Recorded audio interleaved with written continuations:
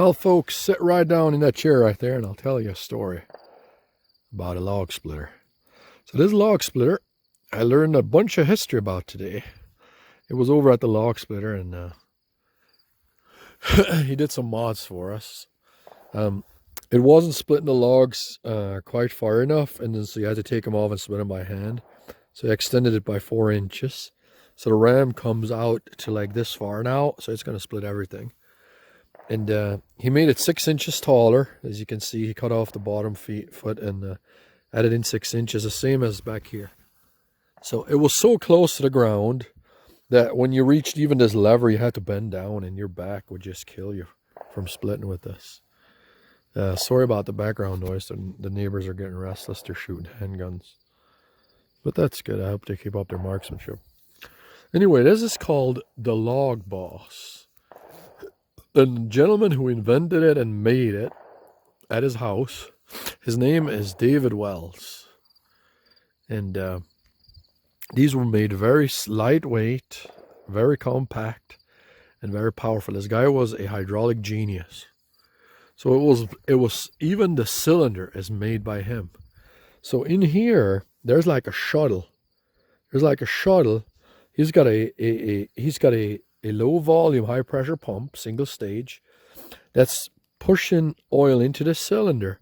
And in here, he's got like a shuttle valve that as it gets up and it needs a lot of power to split the log, the pressure builds up and it turns down the flow in there to make high pressure. And it has actually the power and pressure of a cylinder that's two or three times bigger than its size.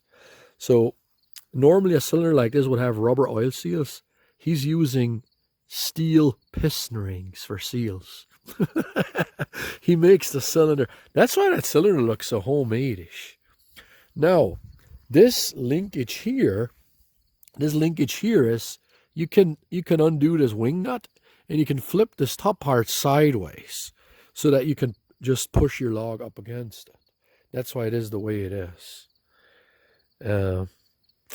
So it's got some interesting features. And the guy is like a hydraulic genius. And he's from Marble Rock, Iowa. And there you can see where the blacksmith extended the wheel, so it's 6 inches taller. And it actually sits nice and level now, is what he told me. Anyways, the blacksmith today told me the history of these. He says, they look very familiar, and I recall now why it looks familiar. Yep, the Log Boss. So he made the original one. This is the original one, and then he made a updated version, but he stopped. His website is still up. It's at logboss.net. He still has the operator's manual or the service manual for him up on his website, but he no longer makes them. You can't get any parts for him either anymore. You can still call him. I don't know if the number still works, but his contact info and all his pictures on his website. Interesting. Okay, so we're just warming up the log splitter here.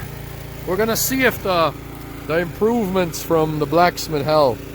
So what was happening is it wasn't splitting them far enough, and then you had to split them by hand. Look now, 4 inches further, we're getting about 2 inches.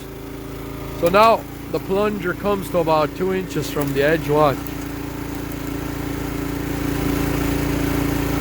Oh yeah, that was worth it. And now you can just walk over, press the handle. You're not busting your back working with it. So we're figuring out here if